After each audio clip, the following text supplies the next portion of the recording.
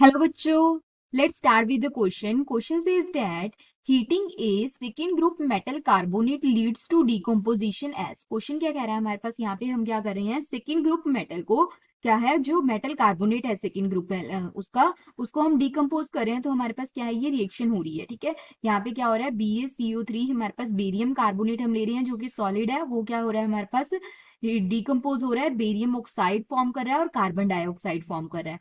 और हमें क्या बताना है कि इक्विलिब्रियम विल शिफ्ट लेफ्ट, कि इक्विलिब्रियम यानी बैकवर्ड डायरेक्शन में कब शिफ्ट करेगा, यानी लेफ्ट कब शिफ्ट करेगा. By the addition of BaO, by decreasing the temperature, by addition of CO2, या by decreasing the volume of the vessel.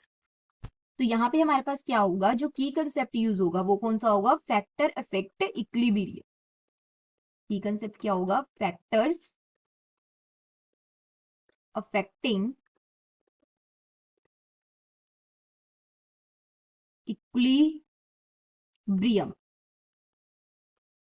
अब अगर वन बाय वन हम देखते हैं तो फर्स्ट हमारे पास क्या है, यहाँ पे बाय एडिशन ऑफ BaO यानी बेरियम ऑक्साइड की अगर हम एडिशन करते हैं, रिएक्शन क्या है हमारे पास, BaCO3 सॉलिड, इक्विलिब्रियम में है हमारे पास BaO ऑक्सीजन सॉलिड है ये, और ये कार्बन डाइऑक्साइड क्या है, गैसियस है.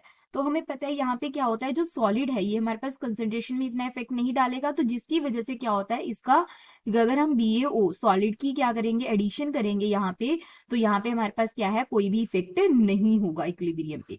ठीक है, इन अगर हम बात करते हैं बाय एडिशन ऑफ CO2 यानी कार्बन डाइऑक्साइड की, कार्बन डाइऑक्साइड क्या है हमारे पास, गैसियस है, तो इसका क्या होगा, कंसेंट्रेशन पर इफेक्ट होगा. तो अगर हमारे पास क्या है, प्रोडक्ट की कंसेंट्रेशन क्या होगी, इंक्रीज होगी, तो ये क्या होगा, डिकम्पोज कम होगा, और रिएक्शन क्या जाएगी हमारे पास, बैकवर्ड डायरेक्शन में जाएगी. ठीक है, तो ये क्या होगा हमारे पास, लेफ्ट डायरेक्शन में जाएगी. तो क्या होगा, bye addition of CO2 reaction क्या होगा, इक्विलिब्रियम है वो शिफ्ट होगा लेफ्ट के अंदर.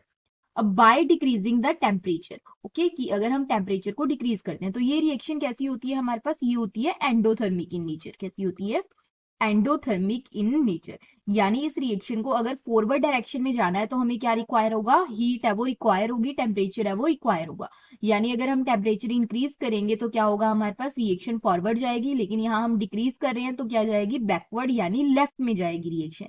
ठीक है, तो यहाँ पे हमारे पास क्या होगा, B by decreasing the temperature भी क्या करेगी, शिफ्ट करेगी लेफ्ट के अंदर. Then by decreasing the volume of the vessel, यानी यहाँ पे क्या हो रही है, वॉल्यूम डिक्रीज कर रही है. हमें पता है प्रेशर और वॉल्यूम क्या होते हैं, इनवर्सली प्रोपोर्शनल, तो यहाँ पे क्या हो रहा है, प्रेशर इंक्रीज हो रहा है.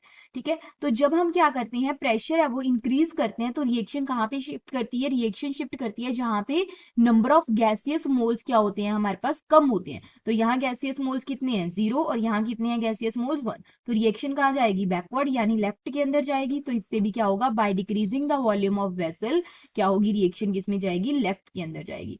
तो यहाँ हमारे पास क्या आ जाएगा कि मेटल कार्बोनेट क्या है, जब हम डिकम्पोजिशन करेंगे तो इक्विलिब्रियम विल शिफ्ट लेफ्ट कब कब करेगा, by addition of CO2, by decreasing the temperature, by decreasing the volume of the vessel. Okay, hope you understand it well. Thank you.